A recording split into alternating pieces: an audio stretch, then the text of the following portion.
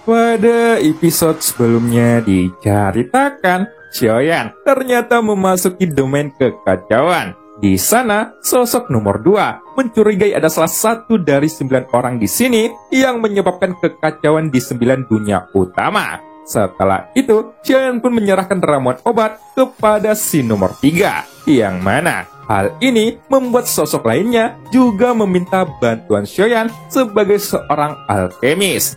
Dan scene pun berganti.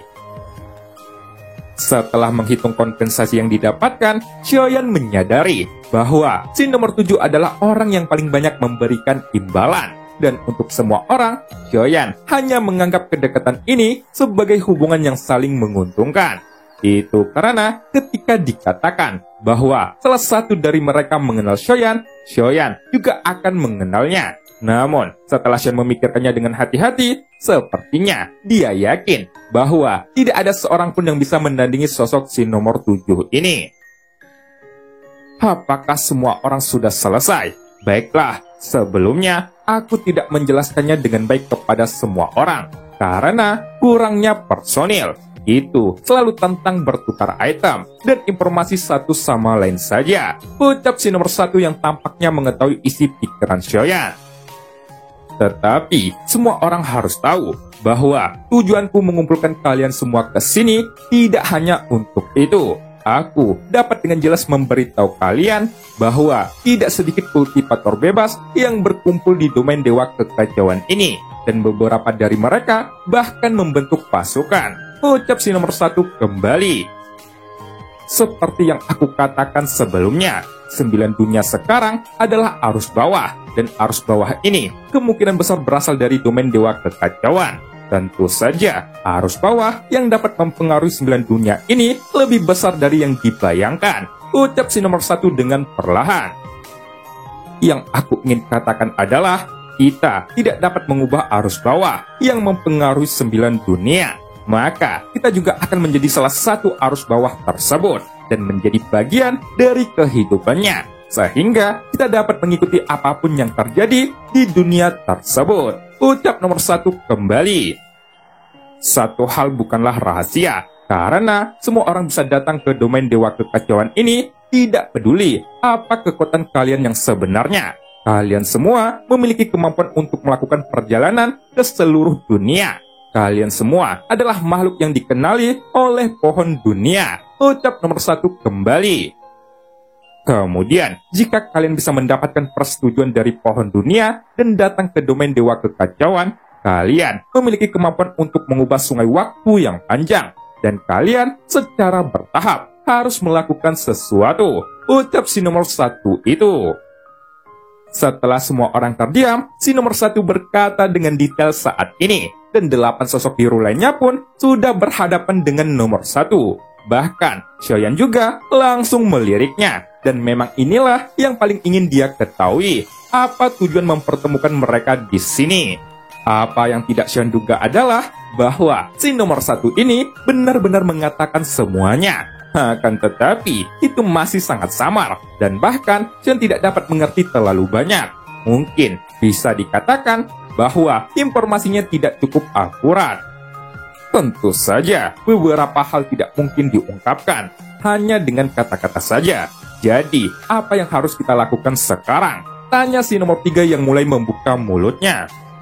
Baiklah, semua pengetahuan itu benar adanya. Pertama-tama, aku ingin membuat perencanaan untuk semua orang.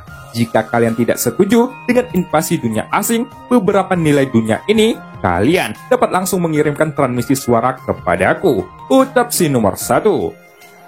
Apakah kalian mendukungnya atau tidak, itu akan tetap menjadi rahasia, dan tidak ada yang akan mengetahuinya, kecuali aku. Sekarang, pilihlah, ucap si nomor 1 yang menggunakan transmisi suara. Sementara itu, Xiaoyan tertegun karena pertanyaan ini benar-benar terlalu mendadak. Apakah dirinya harus mendukung atau menentang? Dia ragu untuk menjawabnya. Untuk sesaat, Xiaoyan tidak tahu bagaimana menentukan pilihannya. Memang masih ada waktu untuk melakukan pemilihan, tapi yang lainnya sudah mengambil keputusan dengan cepat. Xiaoyan pun secara alami menolak hal ini di dalam hatinya. Tetapi pada saat ini, Xiaoyan tiba-tiba memiliki ide yang berani. Mungkin ada beberapa resiko dan masalah yang tidak perlu. Namun, itu adalah salah satu cara untuk menyembunyikan dirinya saat ini. Jadi, dia memilih untuk mendukung dan dalam waktu singkat, Xiaoyan pun memiliki banyak pemikiran di dalam benaknya. Dengan hanya mengandalkan keputusan mendadak, apakah dia mendukung atau menentangnya? Itu tidak masuk akal. Kemudian, karena Xiaoyan tidak mengetahui identitas sebenarnya dari beberapa orang yang dilihatnya ini, Xiaoyan ingin mencobanya. Lalu, dengan berdirinya di seberang, Xiaoyan penasaran, dapatkah dirinya melihat lebih banyak atau mengetahui siapa si nomor 1 ini? Sangat mengejutkan ketika menerima hasil suara dari kalian semua.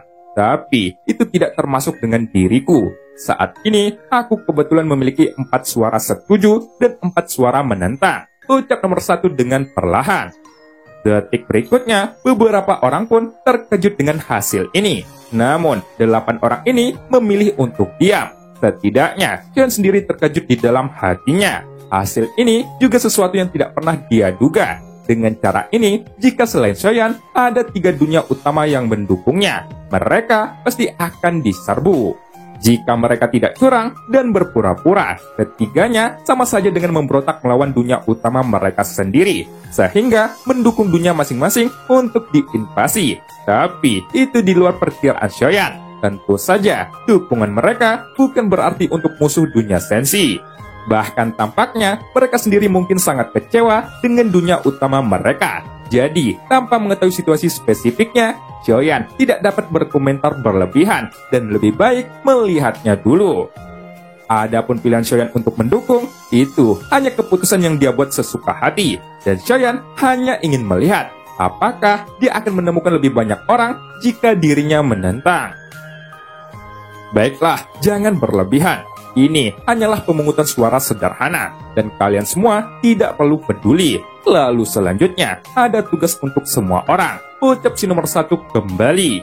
Setelah mendengar ini, Xiaoyan pun sedikit bingung dengan situasinya, dan deskripsi ini menunjukkan bahwa kekuatan si nomor 1 sudah melampaui 8 dari mereka. Bahkan, meskipun tugas yang diucapkannya hanya sederhana, itu membuktikan bahwa dia adalah pemimpin terkuat di sini. Tapi, semuanya jangan khawatir.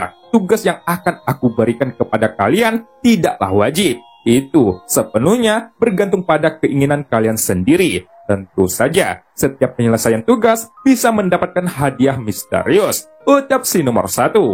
Pada saat ini, sepertinya nomor 1 juga khawatir. Semua orang akan salah paham bahwa dia selalu menempatkan dirinya sebagai pemimpin, bukannya memimpin semua orang. Terlebih lagi, sikapnya yang lebih misterius dan kuat ada di hati semua orang.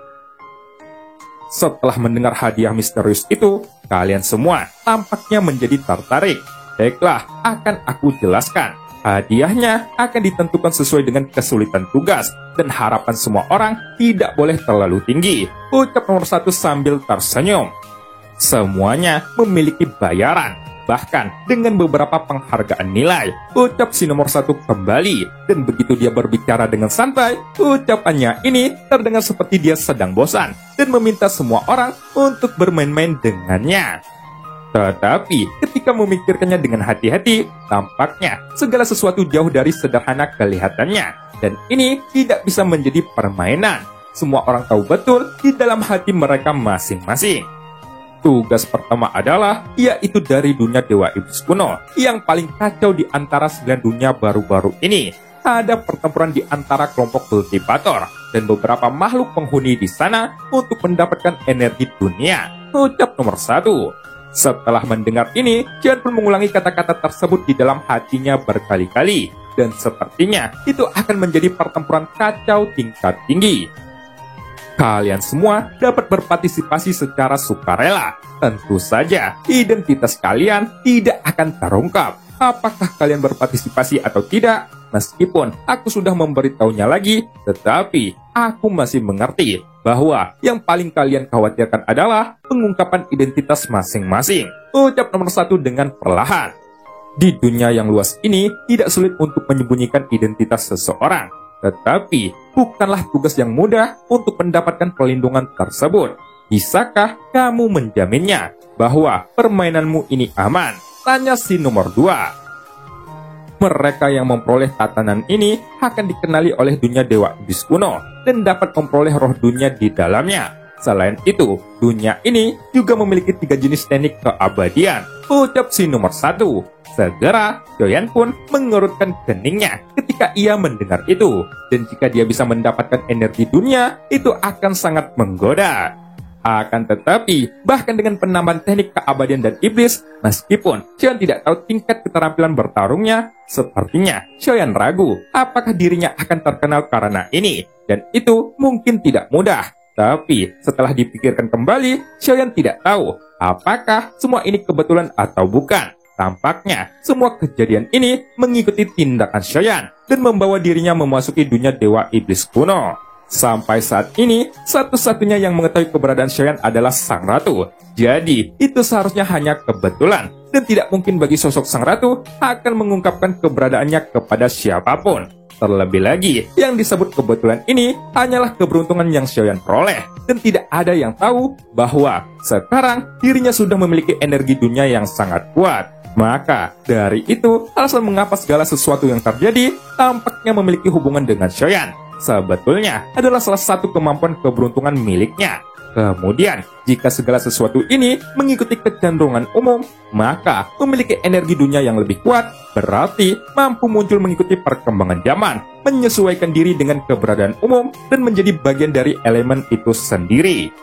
Kali ini, 2 raja jiwa, yaitu Mingyo dan Tianjun dari Kuil Langit, sudah pergi ke dunia dewa iblis kuno. Xiaoyan awalnya berencana untuk pergi ke dunia tersebut untuk berlatih terlebih dahulu dan pada saat yang sama mencari peluang untuk menyingkirkan 2 raja jiwa itu. Tapi tanpa diduga, inilah alasan lain mengapa dirinya harus pergi ke dunia dewa iblis kuno. Pada saat ini, situasi di platform melingkar sangat hening. Masing-masing dari mereka terus memikirkan dan menimbang-nimbang apakah harus berpartisipasi atau tidak. Di sisi lain, si nomor 1 juga menjanjikan hadiah misterius bagi yang berhasil menjalankannya dan tidak memaksa siapapun untuk mengikutinya. Jadi, mereka tidak tahu apa yang dipikirkan oleh si nomor 1 ini. Kalian semua bisa mempertimbangkannya sendiri terlebih dahulu. Pertemuan kali ini sudah berakhir, ucap si nomor 1 dengan nada bosan. Terlihat bahwa dia jelas tidak ingin ada yang mengungkapkan pendapatnya. Setiap orang memiliki pemahaman diam-diam dan tidak satu pun dari mereka yang berbicara. Lalu, seiring berjalannya waktu, di platform melingkar, sosok biru itu pun menghilang satu demi satu. Baiklah, aku akan pergi dulu. Adapun resep dan bahan ramuannya, aku akan menyerahkannya kepada si nomor 1. Ucap nomor 4 sambil melirik Xiaoyan. Dan akhirnya, sosoknya ini perlahan memudar.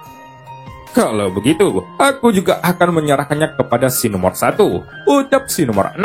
Saat ini, 2 komisi pun datang sekaligus. Tapi, untungnya tidak ada batasan waktu untuk keduanya. Meskipun Xian tidak pernah diminta, selama masih ada waktu, dia akan segera menyempurnakannya. Lagi pula, Xian adalah orang terakhir yang datang ke kelompok ini. Jadi, karena itu, ada kesempatan untuk membangun kepercayaan. Tentu harus memanfaatkan kesempatan itu. Kemudian, Xian juga segera meninggalkan domain dewa kekacauan ini dan memindahkan semua yang diberikan oleh si nomor 4 dan 6 ke cincin penyimpanannya. Xiaoyan juga menyerahkan kepada si nomor 1 ramuan permajaan 9 pola yang dipercayakan si nomor 3 untuk disempurnakan. Setelah itu, Xiaoyan pertama-tama mengeluarkan bahan ramuan si nomor 4 yang dipercayakan kepadanya untuk dimurnikan. Segera, ketika kekuatan jiwanya masuk ke dalam giok biru dari si nomor 4, Xiaoyan tidak menduga bahwa jumlah bahan ramuannya sangatlah melimpah. Padahal, Xiaoyan hanya melihat bahan ramuannya sebentar, tapi dia tidak bisa menahan napas. Bahan-bahan ini tidak hanya langka, tapi juga sangat tua, dan ada puluhan jamur coklat yang berumuran 100.000 tahun.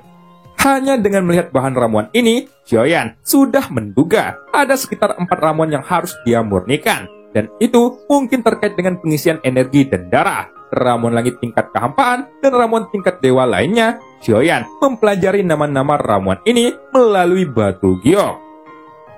Ternyata, fungsi ramuan ini bukan untuk mengisi kembali energi dan darah, tetapi untuk menembus umur panjang. Itu adalah ramuan mujarab yang bisa membuatnya menembus umur panjang, gumam Xian di dalam hatinya. Namun, harga ramuan ini cukup mencengangkan untuk mengumpulkan semua bahan ramuan ini. Belum lagi, sebagai dewa pertempuran, bahkan seorang kaisar keabadian saja sulit untuk menemukannya, dan butuh banyak usaha untuk mendapatkan kesempatan menemukannya. Efek ramuan pengisi ulang tingkat kehampaan ini dapat memungkinkan seseorang dewa pertempuran setidaknya mampu menembus 100.000 tahun kehidupan. Semakin tinggi tingkat pemunihan ramuannya, maka efeknya akan semakin baik. Gumam Xiaoyan kembali. Setelah membaca bahan ramuannya dengan hati-hati, Xiaoyan akhirnya mengerti. Tapi tidak peduli seberapa tingkat tinggi ramuan ini, tidak mungkin bagi kaisar keabadian untuk menggunakannya. Dan ini pasti telah disempurnakan oleh orang yang kekuatannya di bawah ranah tersebut. Apakah si nomor 4 ini bukan kultivator kaisar keabadian? Dan mungkinkah aku bukan yang terlemah di antara mereka? Gumam Xiaoyan yang langsung merasa bingung. Situasinya cukup rumit dan tidak mungkin baginya mengandalkan ramuan ini untuk menebak. Setelah itu, Xiaoyan pun mengeluarkan batu giok yang diberikan oleh si nomor 6. Dan tanpa diduga, bahan ramuan yang diberikan oleh nomor 6 ini ternyata bahkan lebih mencengangkan. Apa-apaan ini? Ini adalah darah dari binatang tingkat dewa. Belum lagi untuk pemunihan esensi darah ini. Bahkan, jika darah esensi ini digunakan untuk kultivasi saja, efeknya akan sangat luar biasa. Gumam Xiaoyan dengan takjub. Esensi dan darah semacam ini memiliki daya tarik yang besar bagi keberadaan para binatang buas. Bahkan berpengaruh besar pada tubuh dewa asliku. Ucap Xiaoyan sambil terus memandangi resep ramuan di tangannya. Tidak ada catatan yang jelas dalam formula ramuan ini. Dan Xiaoyan sendiri juga tidak menyangka bahwa ramuan tersebut akan cocok untuk dirinya. Jadi, dia hanya bisa membuat perkiraan kasar berdasarkan formula ramuan mujarab tersebut. Mungkinkah fungsi ramuan ini adalah untuk mengurangi peradangan yang digunakan oleh evolusi naga tertentu? Gumam Xiaoyan di dalam hatinya. Dan setelah membaca resepnya dengan cermat, alisnya pun berangsur-angsur berkerut. Tingkat kesulitan bahan ramuan ini secara keseluruhan lebih sulit daripada pengisian ulang ramuan langit tingkat kehampaan yang dipercayakan oleh si nomor 4. Meskipun itu masih ramuan tingkat dewa, akan sangat sulit untuk meningkatkan kualitasnya menjadi ramuan yang lebih tinggi. Tentu saja, alkemis biasa tidak akan dapat memurnikannya sama sekali, dan tanpa api terkuat, mereka tidak dapat memurnikan bahan obat tersebut. Karena selain esensi darah, ada juga sisik dan ludah naga. Bahan ini tidak mudah untuk disuling. Untuk ramuan yang dipercayakan si nomor 2 kali ini, jauh lebih sulit daripada yang dipercayakan oleh si nomor 3. Dan Xiaoyan merasa tertindas saat memurnikannya. Namun, ramuan si nomor 2 ini memberikan penyempurnaan sifat kepada Xiaoyan yang seharusnya jauh lebih menarik daripada ramuan permajaan. Pada saat ini, Xiaoyan telah kembali dari domain dewa kekacauan, dan dia bersama dengan sang ratu masih berbolak-balik di bintang yang patah. Tampaknya, arah yang mereka tuju kali ini adalah benar. Beberapa bintang rusak yang muncul di sekitar sudah benar-benar ditinggalkan, dan kebanyakan dari mereka berada di ambang kehancuran total. Tentu saja, itu masih di permukaan, dan tidak ada situasi khusus untuk saat ini. Di domain bintang hancur, badai kehampaan tidak dianggap ganas. Jadi, kali ini mereka beruntung. Setidaknya, mereka tidak menghadapi badai super besar seperti terakhir kalinya. Sementara itu, Xiaoyan sendiri masih memilih untuk terus berkultivasi dan mengatur tubuh Jusi untuk minum teh bersama sang ratu. Xiaoyan yakin di dalam hatinya bahwa sepertinya tidak ada masalah dengan arahnya. Tapi, Kang Yua yang meninggalkan pemandu tidak melihat perintah itu, dan Xiaoyan merasa bingung dengan hal ini. Apakah avatar Yuan Shenmu baik-baik saja saat ini? Tanya sang ratu. Oh, avatarku, situasinya tidak terlalu bagus sekarang, dan dia dikepung oleh puluhan ribu para praktisi Tesu. Jawab Xiaoyan. Lantas, apakah kamu membutuhkan bala bantuan? Tanya sang ratu yang bersiap untuk melakukan pergerakan. Ratu, diamlah di sini. Kamu tidak perlu berpindah. Lagi pula, sampah seperti mereka tidak perlu diselesaikan saat ini. Ucap Xiaoyan sambil menggelengkan kepalanya. Dia jelas memiliki kepercayaan diri pada tubuh Yuan Shen-nya itu.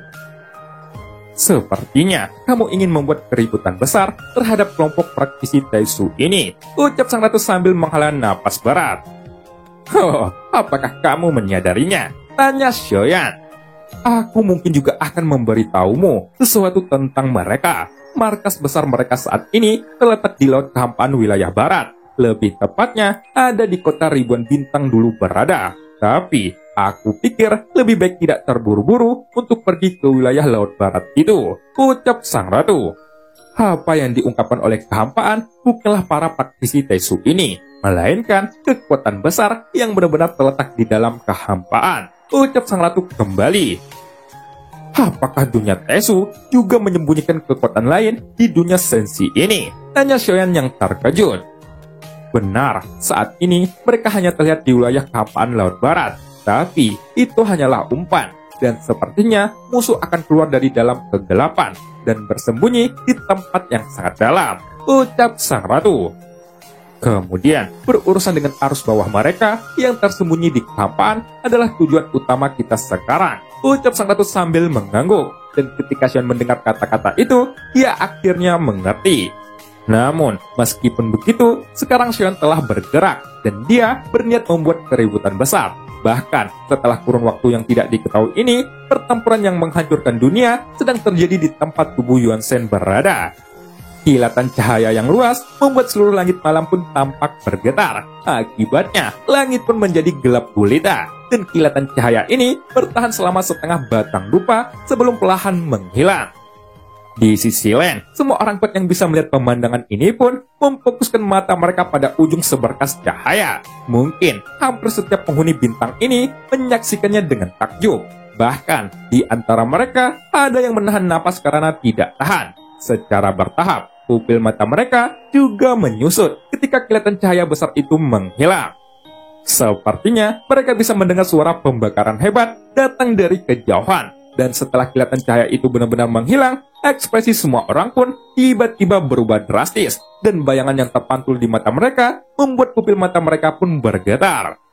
Pada saat ini, mereka dapat melihat bahwa ada sosok raksasa setinggi ribuan kaki di udara dengan aura putih yang keluar dari sekujur tubuhnya. Dan sosoknya sudah berwarna merah darah. Sepertinya semua kulitnya telah terbakar. Itu memperlihatkan daging dan darah termasuk wajah tanpa kulit yang terlihat sangat mengerikan. Hanya saja ketika melihat sosok monster raksasa dunia Taesu yang masih terus berdiri, semuanya konsisten saat ini. Xiaoyan benar-benar dijerumuskan ke bawah dengan tubuh fisik yang begitu kuat.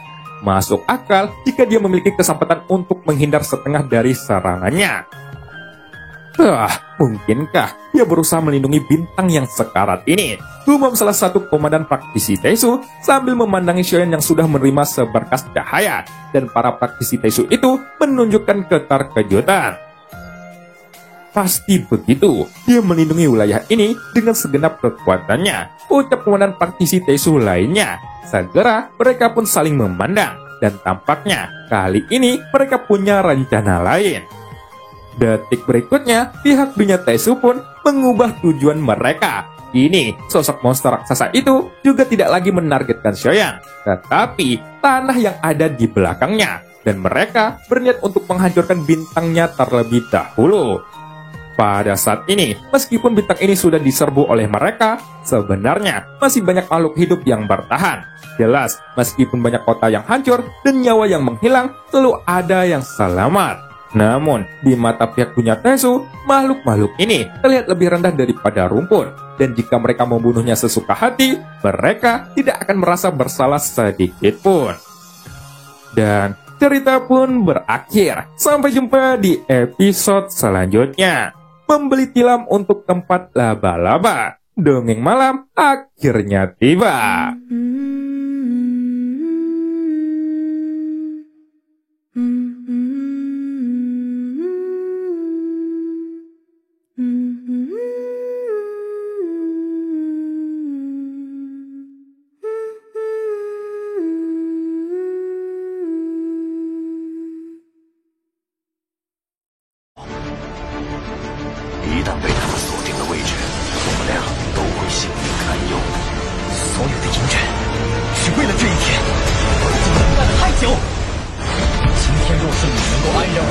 下擂台，萧炎从此不再踏进迦南学院半步。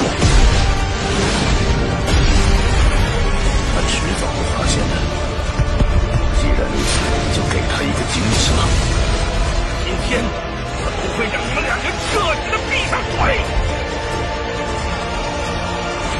就算他还活着，你们之间也绝不可能。